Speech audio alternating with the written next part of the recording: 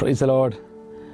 അപ്പൻ എന്ന ശീർഷകത്തിലെ രണ്ടാമത്തെ എപ്പിസോഡിലേക്ക് എൻ്റെ എല്ലാ മാന്യ പ്രേക്ഷകർക്കും സ്വാഗതം. ക്രിസ്തുയേശുവിൻ്റെ നാമത്തിൽ വന്ദനം.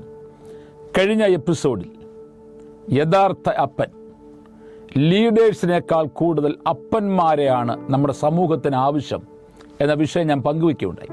എൻ്റെ ധാരാളം പ്രിയപ്പെട്ടവർ എനിക്ക് ഫോൺ ചെയ്തു, മെസ്സേജ് അയച്ചു, എന്നെ അഭിനന്ദിച്ചു. നിങ്ങൾക്കെല്ലാവർക്കും ഹൃദയത്തിൻ്റെ ഭാഷയിൽ ഞാൻ നന്ദി പറയുന്നു. ഇന്ന് അതേ വിഷയത്തിൽ തന്നെ ഈ രണ്ടാമത്തെ എപ്പിസോഡിൽ ഞാൻ ഓർപ്പിക്കുവാൻ ആഗ്രഹിക്കുന്നത് അപ്പൻ എങ്ങനെയായിരിക്കണം? കേവലം അപ്പൻ എന്ന് പറയുന്നത് കൊണ്ട് കാര്യമുണ്ടോ? അപ്പൻ്റെ ഹൃദയം, അപ്പൻ്റെ പ്രവർത്തനങ്ങൾ എങ്ങനെയായിരിക്കണം? എൻ്റെ മിഷൻ ജീവിതത്തിലെ, മിഷൻ യാത്രയിലെ ഒരനുഭവം ഞാൻ പങ്കുവയ്ക്കേണ്ട ഈ രണ്ടാമത്തെ എപ്പിസോഡിൽ. കർത്താവിൻ്റെ വേലയെ സ്നേഹിക്കുന്ന എൻ്റെ ഒത്തിരി ഫ്രണ്ട്സ്, വെൽവിഷേഴ്സ് ദീർഘവർഷങ്ങളായി വളരെ യൂസ്ഡായ, വളരെ പ്രയോജനപ്പെടുന്ന യൂസ്ഡ് ക്ലോത്ത്സ് അയച്ചു തരും പല സ്ഥലങ്ങളിൽ നിന്ന്, ലോകത്തിൻ്റെ പല സ്ഥലങ്ങളിൽ നിന്ന്. അത് കൊണ്ടുവന്നിട്ട് അത് ഞങ്ങൾ സെലക്ട് ചെയ്ത് ശുശ്രൂഷകന്മാർക്കും അവരുടെ കുടുംബങ്ങൾക്കും കുഞ്ഞുങ്ങൾക്കും വിശ്വാസികൾക്കും വിതരണം ചെയ്യുക പതിവായിരുന്നു. ഞാൻ സാധാരണ പലരുമായിട്ട് ആ കാലത്ത് ആവശ്യപ്പെടുമായിരുന്നു, പ്രയോജനപ്പെടുന്ന ഉപയോഗപ്രദമായി യൂസ്ഡ് ക്ലോത്ത്സ് ഉണ്ടെങ്കിൽ അയച്ചു തരണമെന്നും പറയുമായിരുന്നു.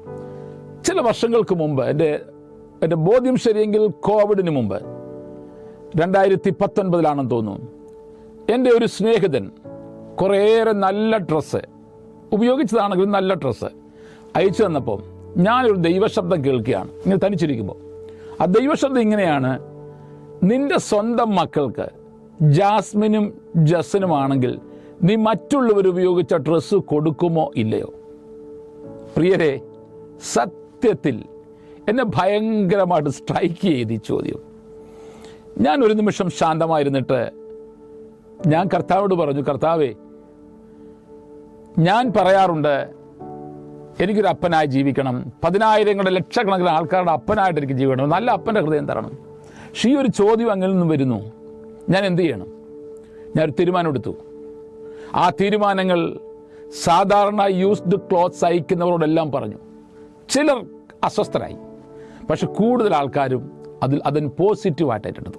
ഇന്ന് അവരൊക്കെ പുതിയ ബ്രാൻഡ് ന്യൂ ഡ്രസ്സുകൾ വാങ്ങിയാണ് ഞങ്ങൾക്ക് അയച്ചു തരാറുള്ളത്. ഇന്ന് പഴയ തുണികൾ വിതരണം ചെയ്ത് ഞങ്ങൾ നിർത്തി. എനിക്ക് ഒത്തിരി പഠിക്കാൻ സാധിച്ചു. അപ്പോൾ നമ്മുടെ മിഷൻ ഫീൽഡുകളിൽ, നമ്മുടെ മിഷൻ പ്രസ്ഥാനങ്ങളിൽ, നമ്മുടെ സഭകളിൽ, നമ്മുടെ സമൂഹത്തിൽ ഇങ്ങനെയുള്ള അപ്പന്മാരുടെ എണ്ണം വർദ്ധിക്കട്ടെ.